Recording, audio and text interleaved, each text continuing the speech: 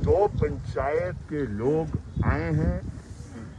ये शलारू पंचायत है, ये बहुत पिछड़ी हुई पंचायत है। इसके साथ 11 पंचायत लगती है, वो भी पिछड़ी हुई। मैं किसी बुजुर्ग आए नहीं शायद आज, अगर मैं किसी की वो पीठ दिखाता तो आप उनकी, उन्होंने मुझे पीठ दिखाई, वहाँ सारे लतरा निकल गया पीठ। ये लतरा बगार बेट जब चलता था अंग्रेजों के समय, तब पीठ का लतरा उतरता था।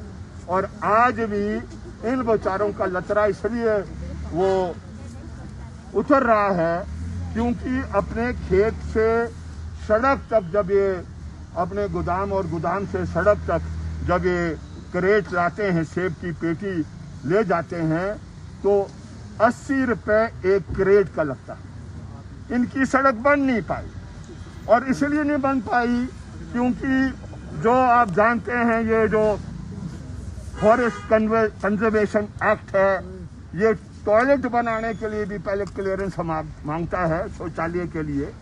तो सड़क के लिए तो आसानी से मिल नहीं पा रहे थे, लेकिन इनकी खुशकिस्मत रही, शायद पिछले जन्म में अच्छे कर्म किए होंगे इन्होंने, है ना।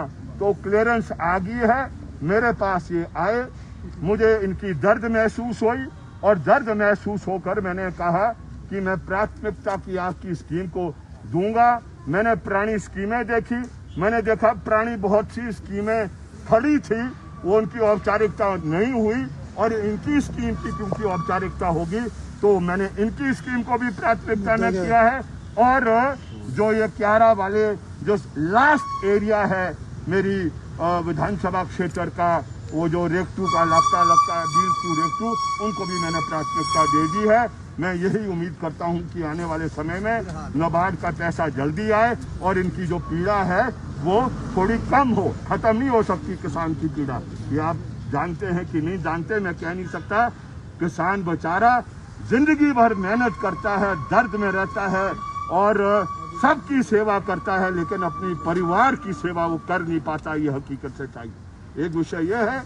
दूसरा विषय थोड़ा और गंभीर है, वो ऐसा गंभीर है जो हमारा संविधान है, संविधान के तहत कार्य चलते हैं। ये मेरी इच्छा से नहीं कार्य चलेगा, ये आपकी इच्छा के से कार्य नहीं चलेगा। इस सचिवालय में बड़े बड़े अफसरान बैठे हैं, मंत्री लोग बैठे हैं, इनकी इच्छा से नहीं चलता है। सारा कार्य हमारे देश में जो राष्ट्रीय मुक्ति आंदोलन की लड़ाई हुई, और उस लड़ाई में जो लोगों ने कुर्बानी और शहादतें दी, और उसके आधार पर जो संविधान बना, वो संविधान के नियमों के आधार पर हमारा देश चलता है। नियम सारी चीजें उसके आधार पर तय की जाती है। लेकिन हिमाचल प्रदेश की सरकार एक बहुत बड़ी उल्लंघना कर रही है। जो सबसे कमजोर हिस्सा है हमारे समाज का, सबसे गरीब है, सबसे ज्यादा पीड़ित है, वो हमारा दलित है। अधिकतर वो है, अगर हम आंकड़े भी उठाए तो उन आंकड़ों में ये पता लगता है कि जिन कम भूमि वाले हमारे दलित भाई है, और उनके लिए शेड्यूल कास्ट कंपोनेंट प्लान होता है, और सारी स्कीम उससे जाती है, और वो स्कीमें विधायक के जरिए जानी चाहिए। अगर डिपार्टमेंट के जरिए जाएगी तो उसकी सूचना चुने हुए नुमाइंदों को होनी चाहिए। ये भारत सरकार की गाइडलाइन है, और संविधान भी ये कहता है कि ऐसे नहीं जाएगी कि कोई ठेकेदार आएगा, मुख्यमंत्री के पास चले जाएगा, कहेगा जनाब दे दो, और मुख्यमंत्री साहब उसको स्वीकृति दे देंगे। ऐसा नहीं हो सकता, ये नहीं हो सकता है, संविधान इसकी अनुमति नहीं देता है। और मैंने जब छानबीन की तो मैंने ये पाया कि मेरे चुनाव हल्के के बहुत से कार्य शेड्यूल कास्ट कंपोनेंट प्लान के तहत नहीं आते, वो भी शामिल कर दिए। किसने डाले, छानबीन करनी पड़ेगी। कुछ काम ऐसे डाल दिए जो चुनाव हल्के में ही नहीं है। ये देखिए क्या हो रहा है। इसलिए ये जुल्म है लोगों के साथ, और इसलिए मैं आज 2 टुक शब्दों में इनको कह दूंगा, ये पैसा रीइंबर्स करो। ये ठोकी जनता का पैसा है, गरीब का पैसा है, मेहनत कश का पैसा है। तुम इस तरीके से ये नहीं कर सकते हैं। अगर कर मान जाएंगे तो वेल एंड गुड, नहीं मानेंगे तो उनको पता होना चाहिए हम संघर्षशील व्यक्ति है, सिंघा साहब इम्पोर्टेंट बात ये है कि एक तो आपने जो बात की है, एक तो फंड डिस्ट्रीब्यूशन या डाइवर्ट करने वाला इशू आपको लगता है क्या ब्यूरोक्रेसी जानबूझ के ऐसे हथकंडे अपना रही है या पॉलिटिकल मोटिवेटेड कुछ चीज़ें हैं, क्या लगता है आपको? देखिए, पहली बात है जो मैंने कहा, संविधान ने सारे नियम तय किए, उसे आगे उसने ये बनाई है। ये गाइडलाइन मैं लाया हूं आज। गाइडलाइन किसकी गाइडलाइन? जो अलग अलग जो बॉडीज भारत सरकार ने शेड्यूल कास्ट कंपोनेंट प्लान में तय की, नियम ने निर्धारित की है, चर्चाएं हुई है, चर्चाओं के बाद वो किया है, यहां पर उनको दरकिनार किया जा रहा है। अब ये कौन कर रहा है? सचिवालय में बड़े अफसर तो समझते हैं कि भाई पूरी दुनिया उनके ये अंगूठे के नीचे चलेगी, ये नहीं चल सकता ऐसे। ये तौर तरीके हैं।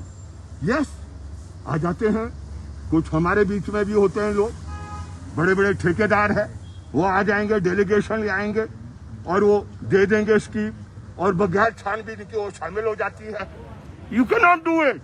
You have come with force, आपने बहुत सारे लोग लेके आए हैं, व्हाट इज द मोटिव? क्या एक मैसेज क्या है? मैसेज मैं सिर्फ इनको विश्वास दिलाने के लिए अपने हाथ से ये दोनों कागज देंगे आज एडवाइजर प्लानिंग के लिए।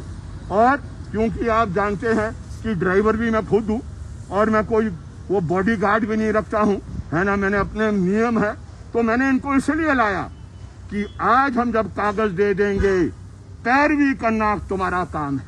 हाँ, कोई कहीं बदमाशी करता है, कागज को दबा देता है, आप मुझे फोन पर बताइए, मैं उसका इंतजाम करूंगा।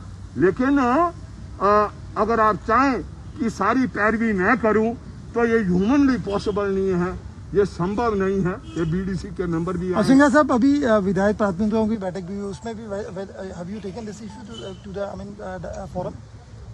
देखिए, मैं अनफॉर्चुनेटली कोविड था, लेकिन फिर भी मैं उसमें आया, वो जो वर्चुअल में, लेकिन जो आमने सामने बात होती है वो वर्चुअल में नहीं आती है।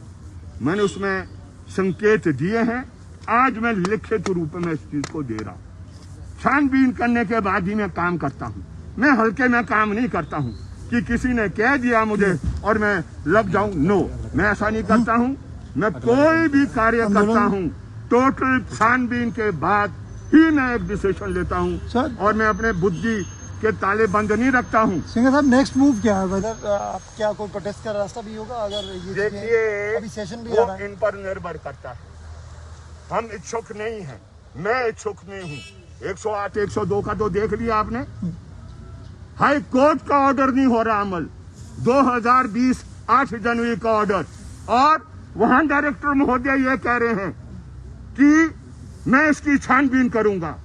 इतने शक्तिशाली अफसर आ गए हिमाचल प्रदेश में जो हाई कोर्ट के ऑर्डर की छानबीन करेंगे। सरकार को पता है कि ऐसे अफसर उन्होंने बैठा रखे जो हाई कोर्ट के ऑर्डरों की छानबीन करेंगे। जब मजदूर के हिस्से की देने की बात आएगी तब वो भानेबाजी शुरू कर देंगे, और ये कोर्टों की भी परवाह नहीं करते हैं। जब तक कोर्ट इनको ठीक तरीके से सेट नहीं करेगा, मैं समझता हूँ इनकी दिमाग की चर्बी पिघलेगी भी नहीं।